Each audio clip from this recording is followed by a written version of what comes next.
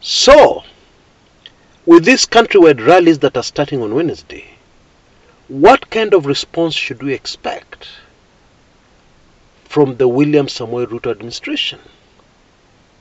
Now, before I give you a straight answer for that, let's back up a little so that we understand. And let us look at the strategy of the two major men in this drama. And that is President William Samoei Ruto and Raila Odinga. These are two men who have very different ways of handling things. The strategies they use are very different. But let me start by illustrating Raila Odinga's strategy, because it is the only way we're going to be able to understand just how different the William Samoei Ruto strategy is. And I'm going to use the sporting event of the century to illustrate this. And this was the heavyweight boxing bout held right here in Africa, in Kinshasa, dubbed Rumble in the Jungle. Yeah, don't worry, even if you're not a boxing fan, you will appreciate the ingenious strategy that was put to use here. And you'll all be able to better understand the politics of a man called Raila Odinga, who started his politics before most of us were born. Now, the contest in Zaire, Kinshasa, yeah, of course Zaire is called these days Democratic Republic of Congo. That contest was between two legends, a boxer called George Foreman and another boxer called Muhammad Ali. Now, Muhammad Ali was a very entertaining boxer. He was very fast on his feet. He was usually able to dance his way out of situations. Yeah, very difficult boxer to beat. And then he had a jab that was way too fast. George Foreman had a punch that had the capability of ending a fight dead on its tracks. And so analysts were imagining, boxing analysts, that if George Foreman managed to get just one of those punches of his, one of those very famous punches, through to hit Ali, the fight would be over. And so in many ways, Muhammad Ali started as the underdog. And so when that fight started, Muhammad Ali did the unexpected, totally unexpected. And the tactics he was using, many felt were going to be a disaster. He was going to lose this fight. Because many had expected Ali would come out with his fast jabs, yeah, hoping to end this fight before George Foreman gets an opportunity to get through one of those devastating punches of his. But what did Ali do? Instead, he entered that boxing match on the defensive.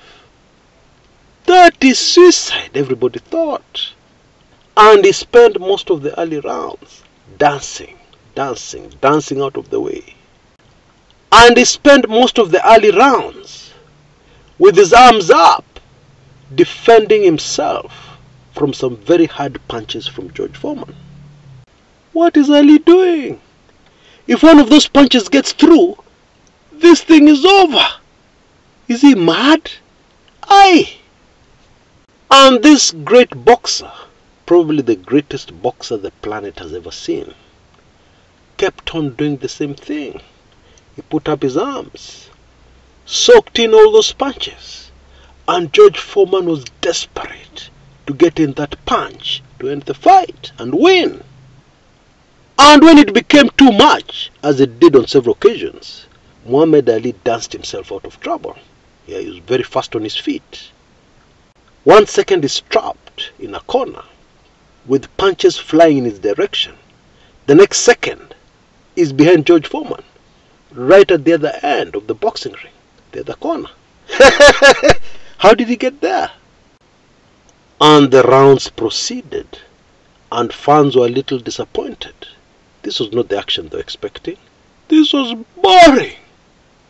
Then Ali went and started leaning back on the ropes, taking in those punches, still with his arms high up, defending his face especially from the punches. But of course some of the devastating punches were getting through. And then suddenly, the whole drama would not have taken more than 3 seconds. And remember, by this time, George Foreman was tired. He was exhausted. He normally didn't go this far into a fight without knocking out his opponent. This was very new territory to him.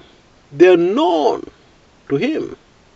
And so in those few seconds, Muhammad Ali bounced off the ropes, threw jabs that were too fast. Even if you slow it down to slow motion, difficult to see.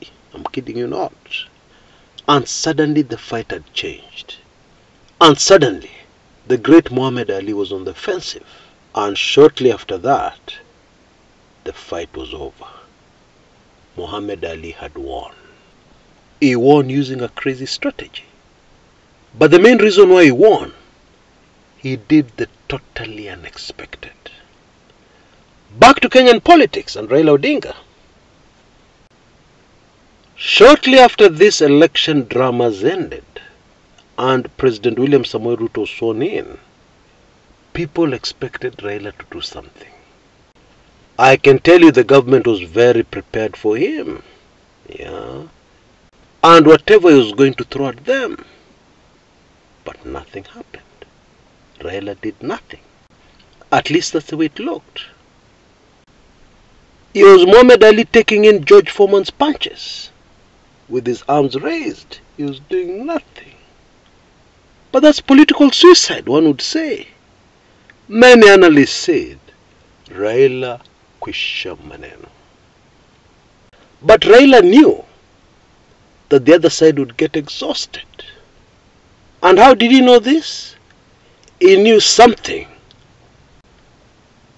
He knew something that only a handful of psychologists who are observing the Kenyan political scene very closely know.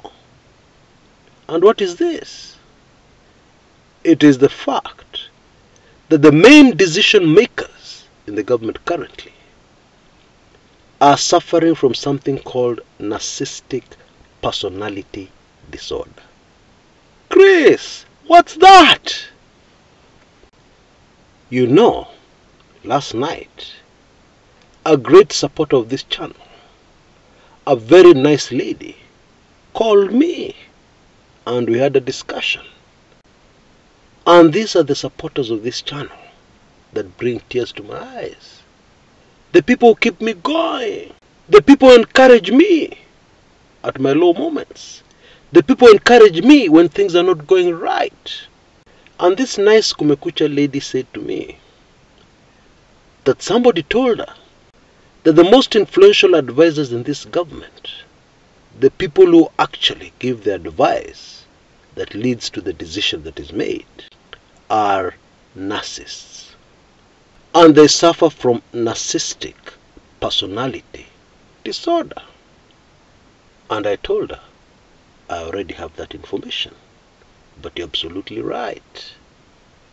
Now, I must confess that until very recently, this is something I was not interested in.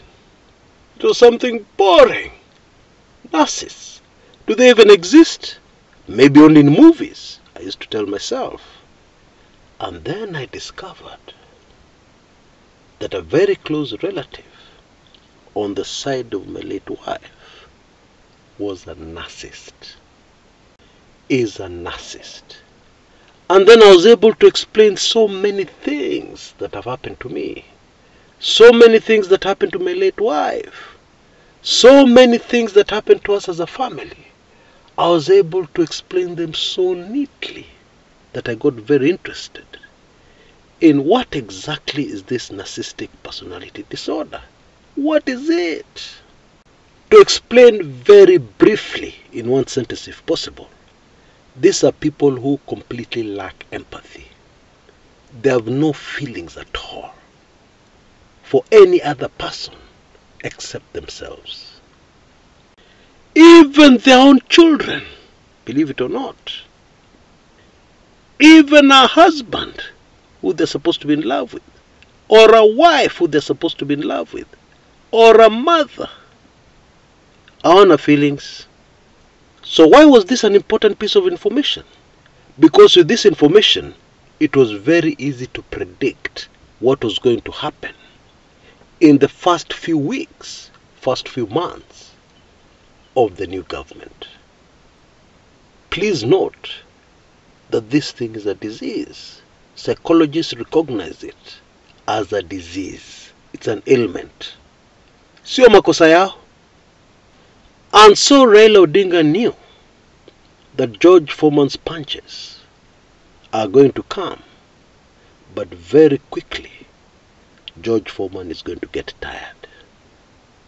And that will be the moment when Raila the boxer bounces off the ropes and makes his move, which is what is unfolding right now, and is going to start on Wednesday. I sincerely hope that I have lost nobody. I trust that we all understand what we're talking about here.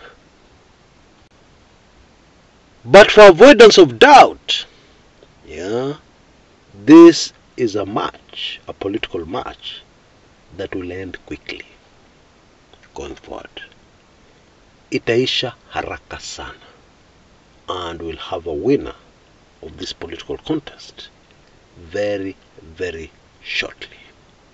That's really what it is. Now, if you've been following me keenly, you'll already know how the government is going to respond to this. Bila ma feelings. It's going to be ruthless. Chief advisors hawana ma feelings. The people who will end up influencing the decision hawana ma feelings. Totally no empathy. And of course, that is the wrong strategic response to this latest Raila move. Because remember some very key facts. Kenyans are hurting from the results of the last presidential elections. Kenyans are broke. There's no money. The economy is in the ICU, intensive care unit, or high dependency unit, if you like. Things in Kenya are so bad that expected reaction from UDA will ensure that this one ends very quickly. Until next time, this is Chris Kumekucha.